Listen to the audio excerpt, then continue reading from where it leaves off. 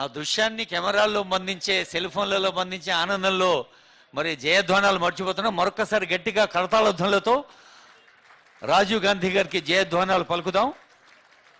భారతదేశాన్ని కొత్త పుంతలు తొక్కిస్తూ విద్యార్థులకు యువతీ యువకులకు సమకాలీన అవసరాల అవగాహన కల్పిస్తూ దేశాన్ని ముందుంచిన భారత పూర్వ ప్రధానమంత్రి భారతరత్న రాజీవ్ గాంధీ గారి విగ్రహాన్ని ఆవిష్కరించుకున్న సందర్భంలో మరొకసారి గట్టిగా కరతాళధ్వనులతో మన ఆనందాన్ని వ్యక్తం చేద్దాం.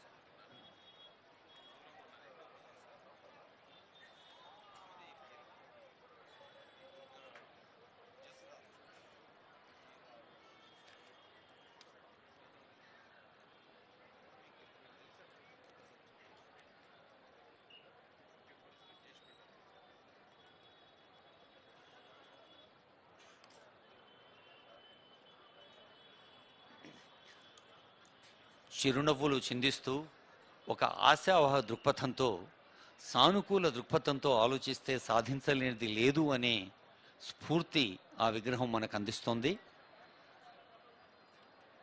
నిర్మాణాత్మకంగా ఆలోచిస్తూ ప్రయోజనాత్మకంగా ప్రభుత్వం ప్రజలకు అందజేస్తున్న పథకాల్ని క్షేత్రస్థాయి నుంచి రాష్ట్ర స్థాయి దాకా అమల్లోకి తీసుకొచ్చేందుకు రాజీవ్ గాంధీ స్ఫూర్తి మన రాష్ట్ర కీర్తిగా మలుచుకునేందుకు ఒక సదవకాశం అని తెలియచేస్తూ గౌరవనీయులైన ముఖ్యమంత్రి గారు, గౌరవనీయులైన మంత్రివర్యులు, గౌరవనీయులైన చీఫ్ సెక్రటరీ గారు, ఇంకా ఇతర పెద్దలందరూ వేదికపైకి వెంచేస్తూ ఉన్నారు.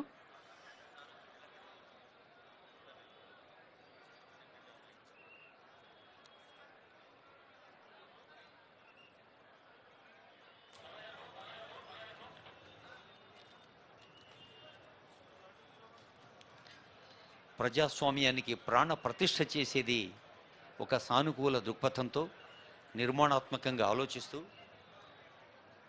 విశాల హృదయంతో స్పందించేందుకు విద్య చాలా ప్రధానమని చెప్పిన రాజీవ్ గాంధీ గారి స్ఫూర్తిని మనం సొంతం చేసుకుంటూ గౌరవ ముఖ్యమంత్రి వర్యులకు, మంత్రివర్యులకు, సలహాదారులకు, సిఎస్ గారికి, ఇంకా సంబంధిత ప్రిన్సిపల్ సెక్రటరీస్కి, సీనియర్ అధికారులకు, ప్రజాప్రతినిధులందరికీ పేరు పేరున స్వాగతం. హలో.